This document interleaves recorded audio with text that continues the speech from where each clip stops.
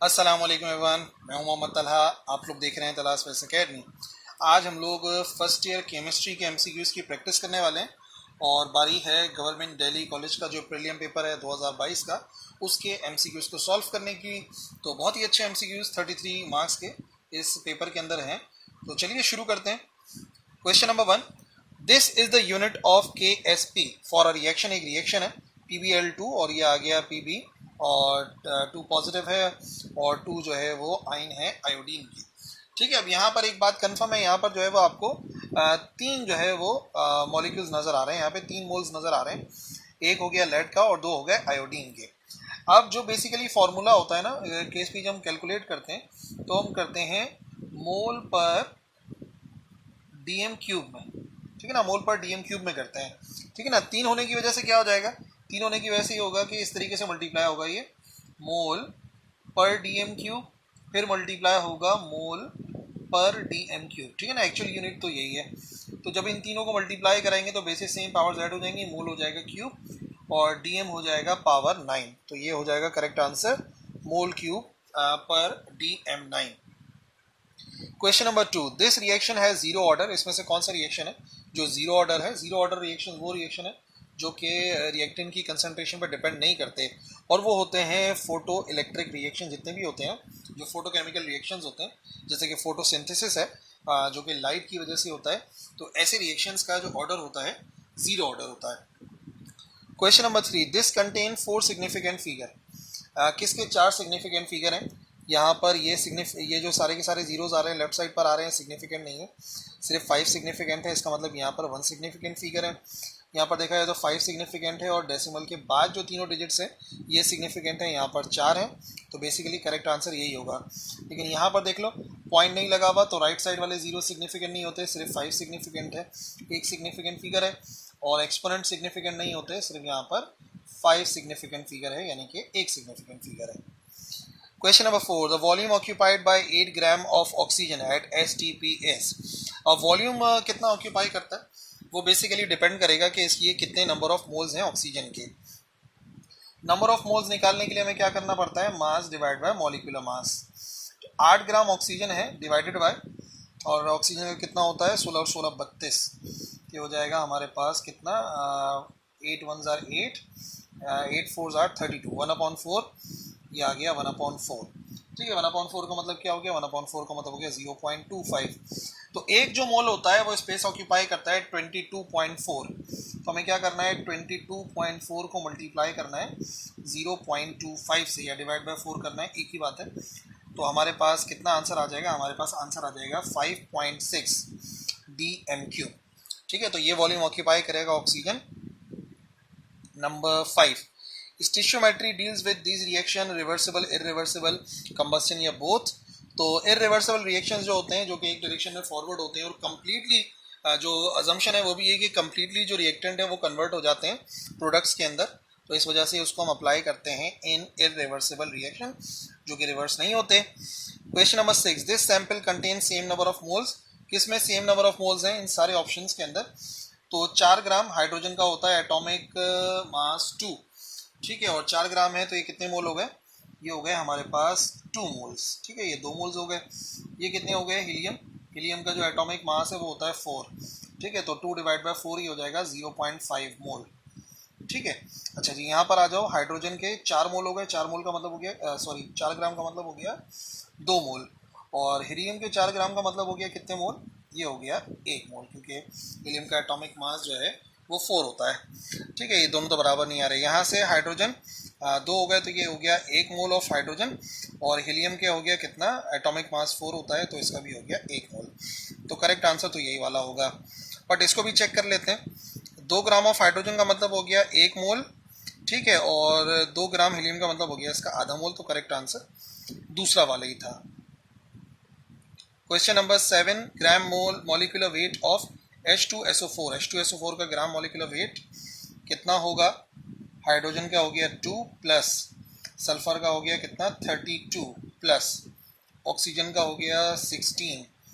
तो 16 multiply by कितना करना है, 16 मल्टीप्लाई 4 करना है, तो कितना हो गया है 32 प्लस 2 34, और 16 मल्टीप्लाई 4 ये हो गया 64, 34 और 64 कितना हो जाएगा 98, तो 98 ग्राम हो जाएगा।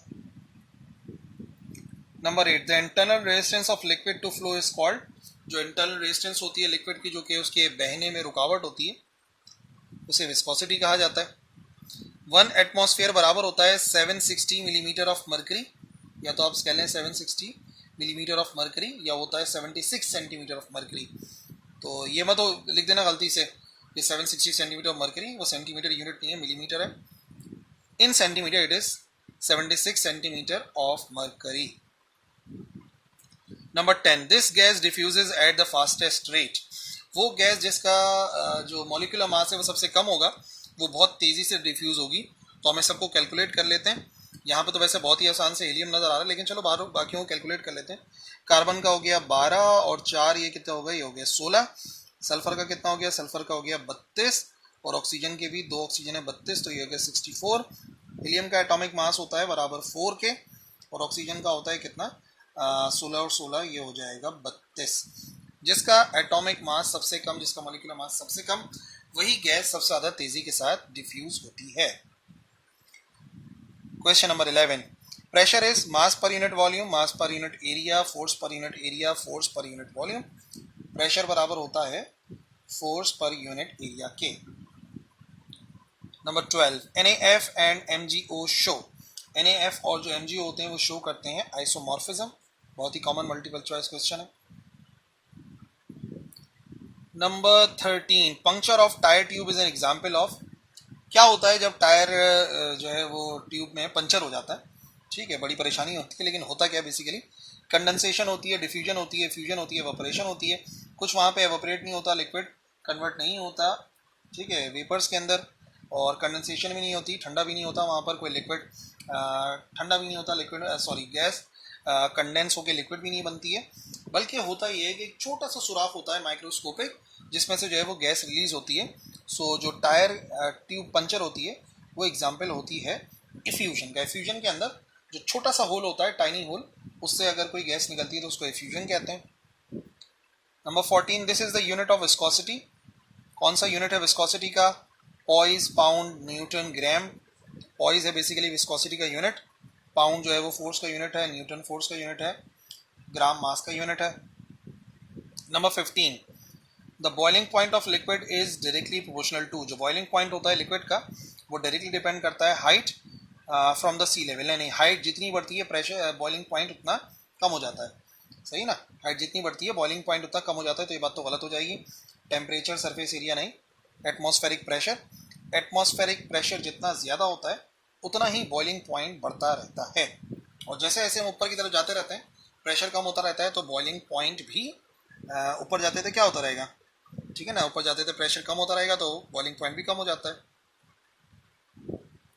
ड्राई आइस यानी कि CO2 solid is an example of amorphous, sublime, powdered.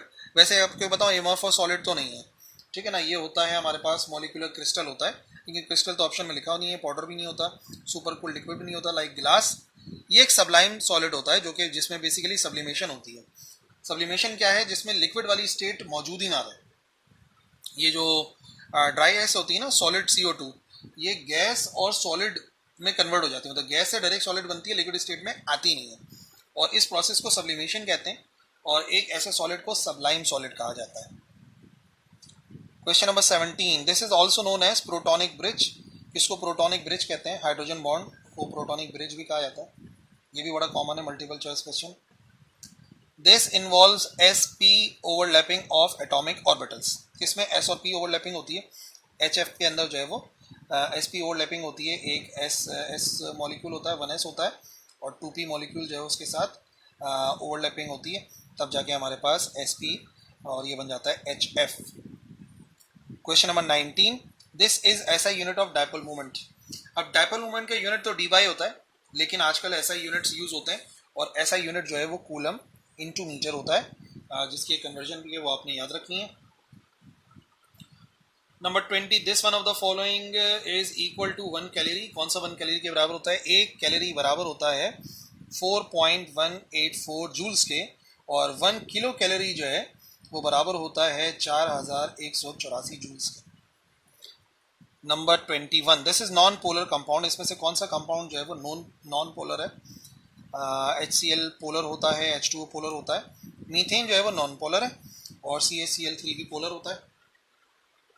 Number 22, this is not the state function. State function वो होता है जो कि इनिशियल और फाइनल स्टेट पे डिपेंड नहीं करता, ठीक है ना, यानी कि वॉल्यूम पे डिपेंड नहीं करता इनिशियल फाइनल के ऊपर, टेम्परेचर भी डिपेंड नहीं करता, और इंथैल्पी भी डिपेंड नहीं करती, लेकिन हाँ वर्क जो है वो डिपेंड करता है इनिशियल और फाइनल स्टेट पर, ठीक है ना। वर्क तो डिपेंड करता है, ऐसी बात है। वर्क बराबर होता है फोर्स इनटू डिस्प्लेसमेंट, तो इनिशियल और फाइनल स्टेट के दरमियान में कितना डिस्टेंस कवर हो रहा है उसके ऊपर तो डिपेंड करेगा ही करेगा। So work is not the state function. बाकी तीनों के तीनों स्टेट फंक्शन हैं।